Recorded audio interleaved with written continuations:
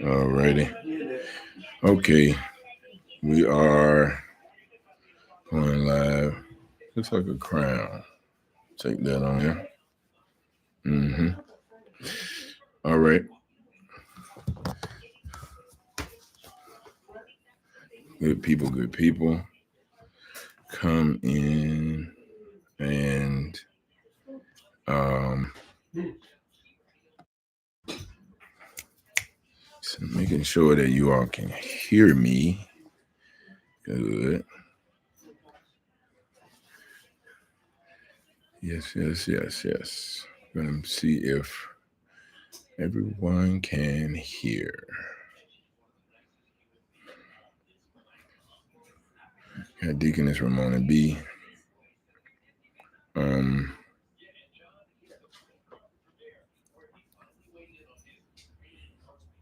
Trying to get it where we can share it.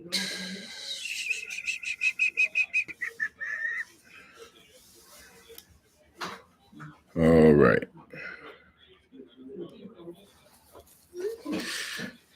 Clean the gym booming in. All right. Good. And I don't have Pastor Joe with me on this evening, but we're going to do our best to keep you for a moment, inform you for a moment, and let you go quickly as possible. All right. I will give you these Bible verses that we're going to go through as well. And the first one will be, let's see, Proverbs 29 and 11. All right. You can get that Proverbs 29 and 11. I'll be getting that over here as well. I'm thankful that you all decided to tune in today. And we're going to do our best to get you out of here in a timely fashion. After I shared these few things, I've been really a fan of Bible Haven and a couple other sites. I encourage you all to go up and got this tonight from Bible Haven, which is on YouTube, and they have a couple of other sites as well.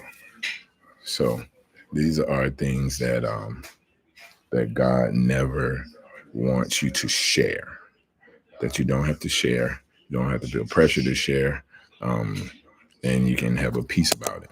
All right. And I will I have some notes over here. We're going over that as well. Um, God told you to be kind, right? To forgive, to love things, but He also He has 5 things that He never meant for you to share. And we kind of develop this thing in our minds that we probably should share or we want to, but God never meant for us to do that all the time. Not with friends, not with family, not even with the people that you trust the most, because some truths are sacred, and um, the moment that you speak those things, you invite spiritual warfare. And we want to be clear about that because of the power that we have in our words and in our mouth. All right. I want to be very clear about that.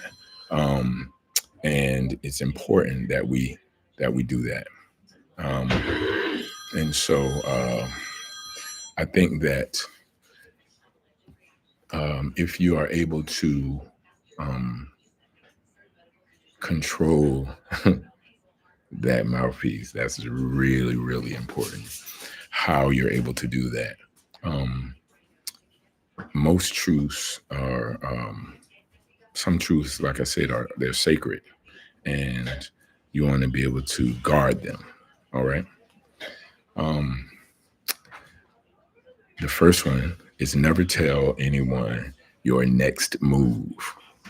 That's huge. When God gives you a vision, it's not really for a public discussion, right? It's for private preparation. I say often that we recite Jeremiah 29, 8 and 11.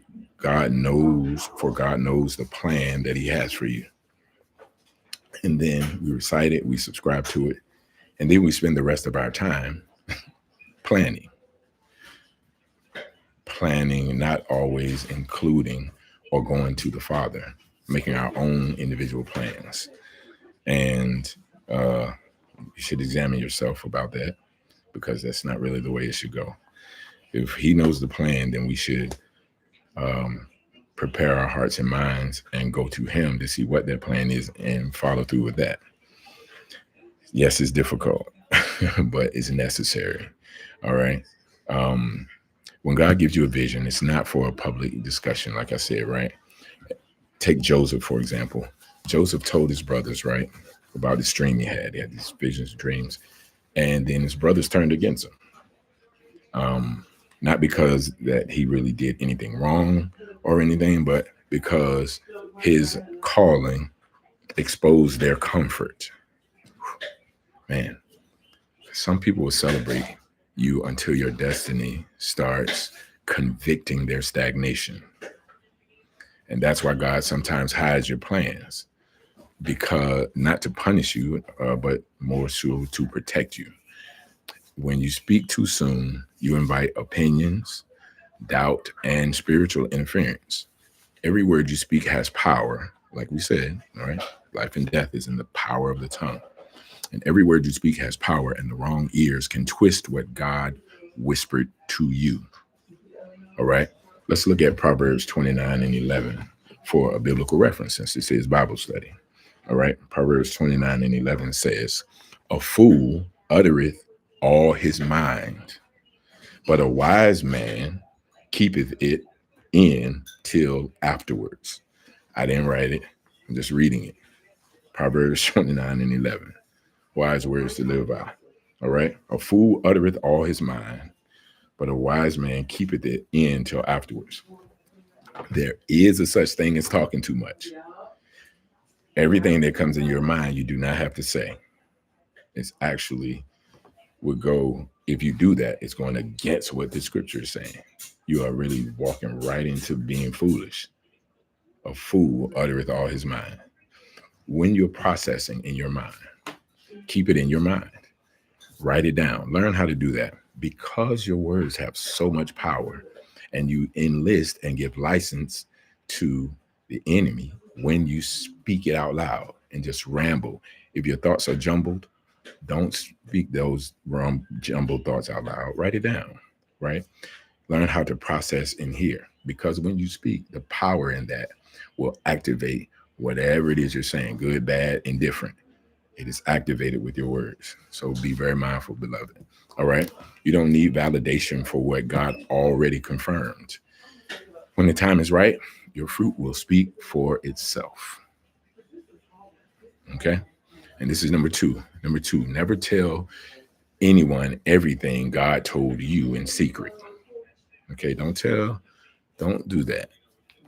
Something God speaks is meant for revelation, not conversation. Explain, explaining when God whispers something to your spirit. It's not always your job to explain it, because some people will mock where they don't understand. Others will twist it. They will question it or plant doubt where God planted faith. Okay. Take the angel coming to Mary, for example. Um, the angel came and said, "Hey, you're gonna be pregnant. You're gonna have this baby. No, you ain't been with no man, but God did it, and you're pregnant. You're gonna have this baby."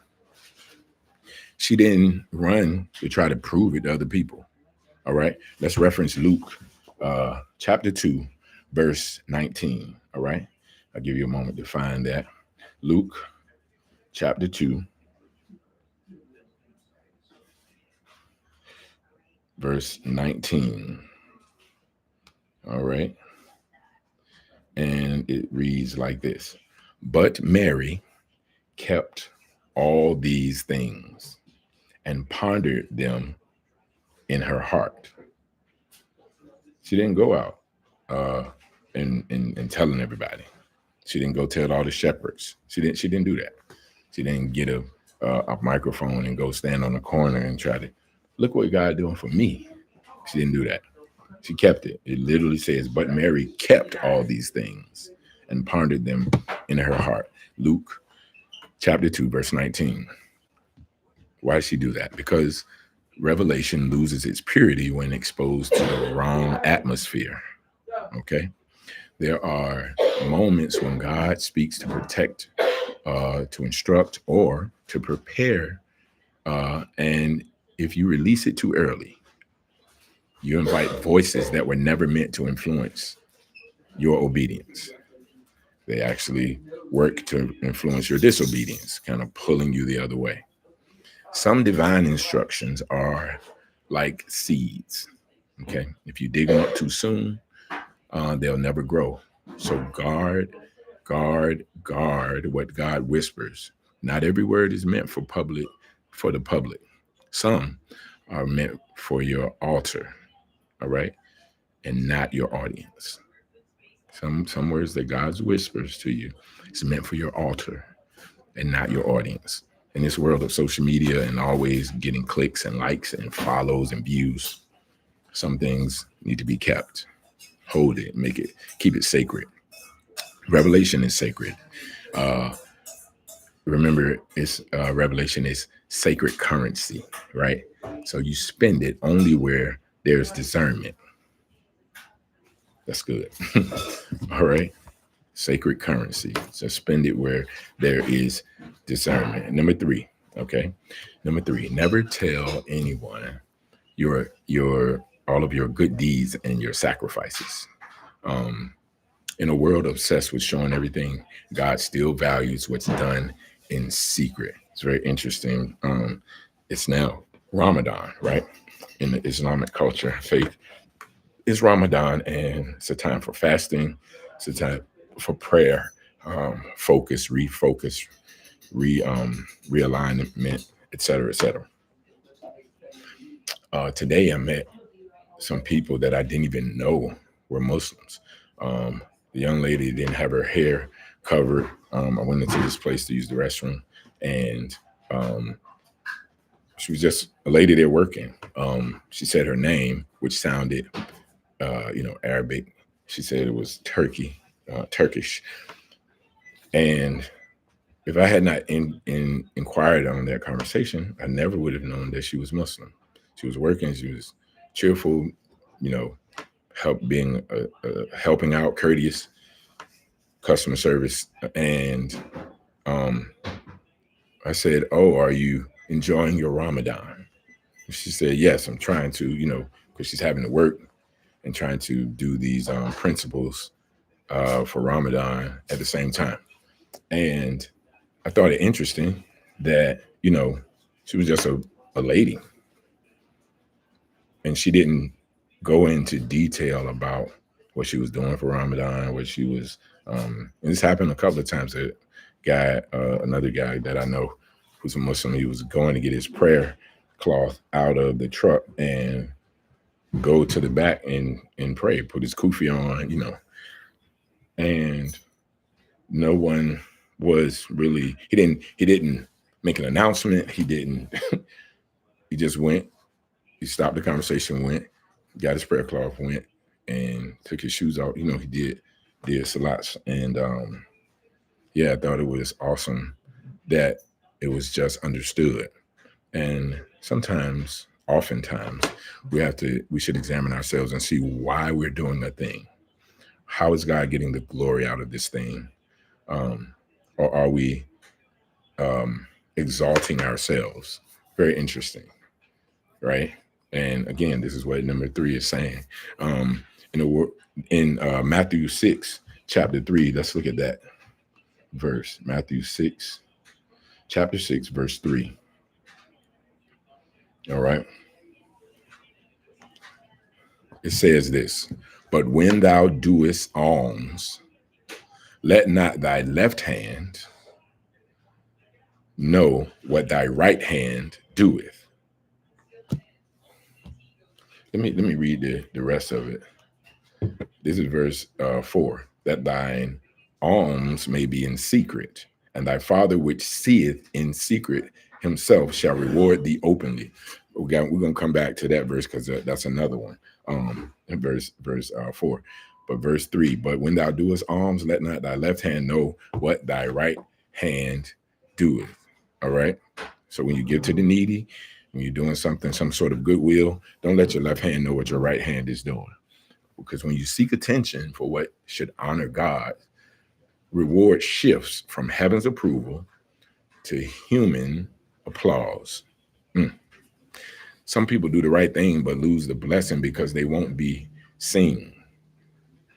They post it, mention it, or slip it into conversation, just kind of trying to be casual about it. They want to slip it in. Oh, yeah, I did such and such and such. And they hope that somebody will notice and put a light on it. But God doesn't need you to prove your goodness. He's already seen it. And when you brag about it, your audience, when you brag about your obedience, you make the sacrifice about not you and not him. All right. And the moment you trade sincerity for recognition, you also trade a board for reputation. All right. You trading the glory, right? The glory that's God's. It will shine and fall on you with the right placement.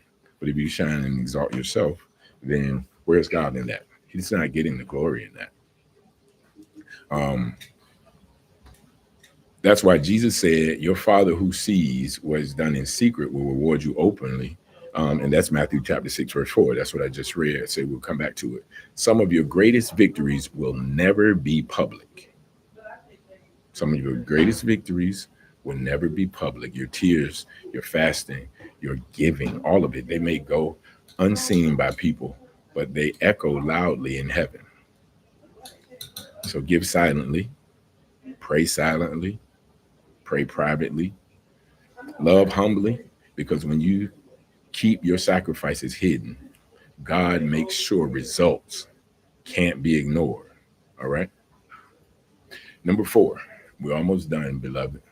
Number 4, never tell anyone your weaknesses while you're still healing.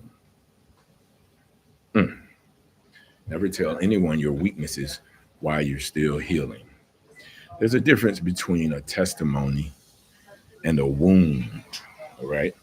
A testimony is what you share after God heals you, after God delivers you from something. A wound is what you protect while he's still working, while God is still working. That's a wound. Too many people open up to the wrong ears, hoping for comfort, but end up giving the enemy ammunition. Not everyone who listens cares. Some just collect information. That's why Proverbs 4 and 23, right? Let's look at that. Proverbs 4 and 23. Let's look at that. And it reads, again, Proverbs 4 and 23, keep thy heart with all diligence, for out of it are the issues of life. Keep thy heart with all diligence, for out of it are the issues of life. That's a King James version that I'm reading. Basically, guard your heart above all else, for it determines the course of your life. Your vulnerability is holy ground, and not everyone is meant to stand on it. Even Jesus didn't reveal to everyone. He had the crowds, the disciples, and then the inner circle. And there were still things only he and the Father shared. Wow. It's okay to be transparent, but spirit driven and not emotionally driven. Share your battles with those who are anointed to handle it, not just available to hear it. Because when you expose pain too early, you risk reopening what God is trying to close. So until your wound becomes your witness, stay quiet, stay prayerful, and let God finish the healing in secret. All right. Wait until your wound becomes your witness. This is the last one. Number 5. Never tell anyone everything about your blessings. Not everyone is celebrating with you. That is celebrating with you is happy for you. Okay. They celebrate, yeah, yeah, yeah, yeah. But that doesn't mean that they're happy about what you're telling them or what they're celebrating. Some people praise you publicly, but they envy you privately. And if the enemy can't steal your faith, he'll try to steal your focus. All right. He'll try to do that by turning your blessings into a target. That's why sometimes after God blesses you, things suddenly get harder because you expose what was meant to stay hidden. Think of the wise men. All right. They visited Jesus after they found an angel warned them to tell Herod where the child was. And so they went. Some blessings are fragile, too new to survive exposure, like the baby Jesus. So God's favor is like fresh oil. It must be covered until it's ready to pour. Fresh oil when is like when you tell the wrong people what God gave you. Jealousy, doubt, and curses can follow that. So you have to cover it. That's not superstition, that's spiritual wisdom. Celebrate in gratitude, not in public. Display, not in public display. Thank God quietly before you tell the world loudly. Let your peace be the proof that you're blessed, not your posts or your praise reports, because true favor doesn't need an announcement. It reveals itself in time. Every secret does. God asks you to guard uh, these secrets, right? And so um, it's not a, isn't about silence. It's about stewardship. Okay, stewarding your dreams, your revelations, your sacrifices, your healing, your blessings. They're all sacred assignments. And when you learn to protect what's holy, you create space for God to multiply it because the enemy can't attack what he doesn't know about.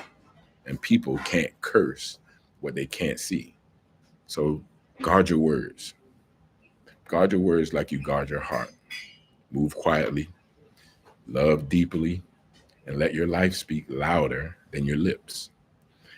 Truth is, God's not trying to hide things from you. He's teaching you how to protect what's for you, because when you learn to move in silence, he starts to speak louder in your spirit. So before you share your next dream, your next blessing, your next breakthrough, ask yourself this: is this for the people's ears or for God's glory? All right. That's all I have. I'm glad that you all decided to join me. Um, I have a couple of people, uh, new people that I think are in here. I'm glad to have my dad watching and encouraging.